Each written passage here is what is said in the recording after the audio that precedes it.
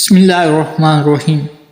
معزز ناظرین السلام علیکم۔ آج کی ایک نئی ویڈیو میں خوش آمدید۔ ناظرین، ویڈیو میں آگے بڑھنے سے پہلے اگر آپ ہمارے یوٹیوب چینل پر نئے ہیں مہربانی فرما کر ہمارا یوٹیوب چینل سبسکرائب کر لیں تاکہ آنے والی تمام ویڈیوز آپ تک بآسانی پہنچ سکیں۔ ناظرین، ایک بوڑھے باپ نے اپنے بیٹے کو بلا کر اسے ایک پرانی خستہ حال گھڑی دی اور کہا، بیٹا یہ گھڑی تمہارے پردادا کی ہے اور تقریباً 200 سال پرانی ہے۔ یہ گھڑی میں تمہیں دیتا ہوں لیکن تمہیں میرا ایک کام کرنا ہوگا۔ اسے لے کر گھڑیوں والی دکان پر جاؤ اور پوچھو کہ یہ گھڑی کتنے کی خریدیں گے۔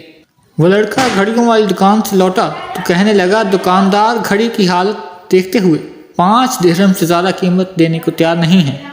اب بوڑھے باپ نے کہا، اب اسے وہاں لے کر جاؤ جہاں قدیم نوادرات فروخت ہوتے ہیں۔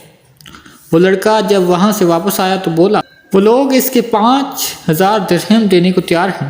یہ سن کر اب وہ شخص بولا کہ اب اسے عجائب گھر لے جاؤ اور وہاں فروخت کرنے کا ارادہ ظاہر کرو۔ لڑکا عجائب گھر گیا اور واپس آ کر نہایت ہی حیرانی کے عالم میں باپ کو بتایا کہ وہ لوگ اس کے 50,000 درہم میں خریدنے کو تیار ہیں۔